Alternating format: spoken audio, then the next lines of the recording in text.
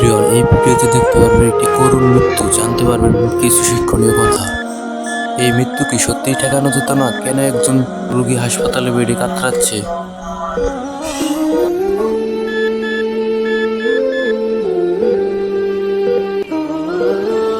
এই করুণ পরিস্থিতিতে তার পাশে আছে না কোনো চিকিৎসক, না আছে কোনো ভালো নার্স।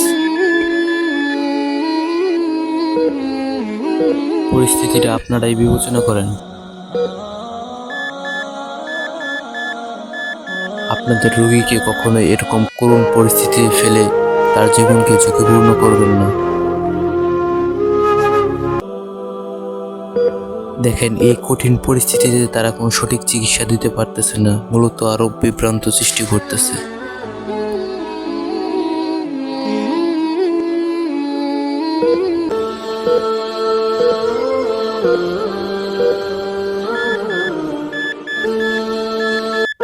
প্রতিদিন শত শত রোগী হাসপাতালে ভর্তি হয় এটা ভেবে যে তারা সুস্থ হবেন, কিন্তু বাস্তবে তা হয় না, কারণ অনেক হাসপাতালে পর্যাপ্ত পরিমাণে ডাক্তার এবং নার্স নেই।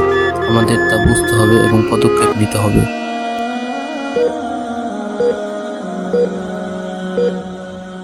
ভিডিওটি যদি এক বিন্দু পরিমাণেও শিক্ষণীয় হয় তাহলে অবশ্যই লাইক, কমেন্ট প্লাস সাবস্ক্রাইব করবেন। রোগী সাহায্যের জন্য কাতরাচ্ছে, বাট কোনো সাহায্য পাচ্ছে না।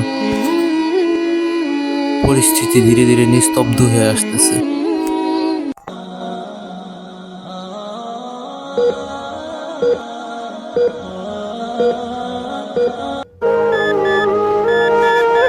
অবশেষে রোগীটি সঠিক চিকিৎসা না পেয়ে পরপরে চলে গেল।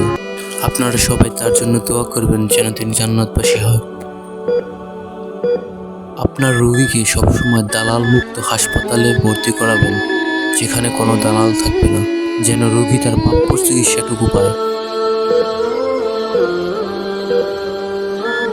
আমাদের দেশে কেন স্বাস্থ্য খাতে এত সংকট?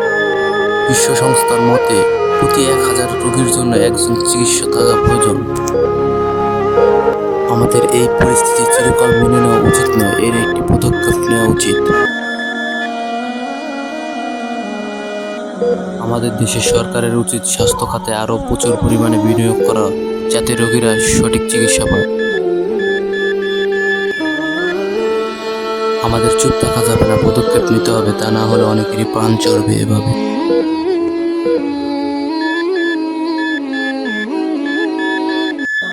ভিডিওতে তেমন শিক্ষণীয় বিষয় তুলে না ধরতে পারলেও যেগুলো তুলে ধরেছি অবশ্যই বুঝলে অনেক কিছু হবে।